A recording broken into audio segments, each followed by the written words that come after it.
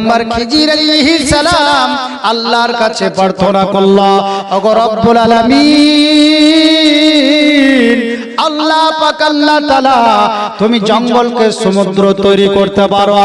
ওগো আল্লাহ পাক, কোন মানুষের আজকে ইয়াদ নাই, স্মরণ নাই, তুমি সমস্ত জিনিস ভুলিয়ে রেখেছো। আল্লাহর পয়গম্বর কয়েকদিন থাকার পর পুনরায় চলে গেলেন।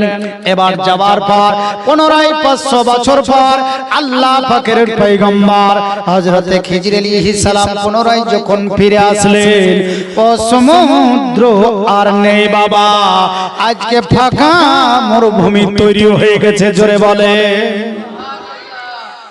এবার নদী নয়, সমুদ্র নয়, মরুভূমি তৈরি হয়ে গেছে। শুধু বালি আর বালি, পাথর, বালি, বিভিন্ন রকমের জিনিস সেই মরুভূমিতে পাওয়া যায়। আল্লাহর পয়গম্বর খিজির আলাইহিস সালাম আল্লাহকে বলছেন, আল্লাহ এত তলহা, এত গভীরতাকে তুমি সমতল বানিয়ে দিয়েছো।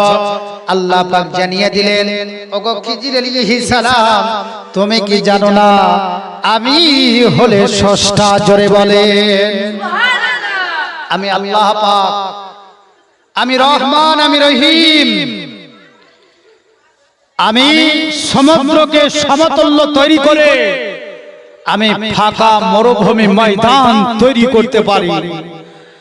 মানুষ আজকাল যুগে দেখেন বড় বড় গর্তকে বুঝিয়ে বিল্ডিং তৈরি করছে, করছে কিনা বলেন? আজ সাগর কেটে কেটে আজকে কি তৈরি করছে? ব্রিজ তৈরি করছে, করছে কিনা বলেন? তাহলে আল্লাহ পাক আজ সমুদ্রকে সমতল বানাতে পারে কিনা পারে না বলেন? আল্লাহর ক্ষমতা পৃথিবীর মানুষের ক্ষমতার সাথে সমতুল্য হবে গো? আল্লাহর সঙ্গে যুদ্ধ করতে পারবেন? আল্লাহর সঙ্গে ক্ষমতা দেখাতে পারবেন? তা পারবেন না। খিজির আলাইহিস সালাম এবার কি করছেন? ফাঁকা মরুভূমি দিয়ে চলে যাচ্ছে। অনেক মানুষ সেই মরুভূমিতে ছাগল, গরু, উট ইত্যাদি জিনিস চড়ায়। তাদেরকে জিজ্ঞাসা করছে, হ্যাঁ গো, বলে এইখানে মরুভূমি ছিল, সমুদ্র ছিল, সমুদ্র ছিল, এই সমুদ্র মরুভূমি কেমন করে হলো? বলে আপনার ব্রেন খারাপ হয়ে গেছে নাকি? এখানে কবে বা সমুদ্র ছিল? এখানে তো মরুভূমি।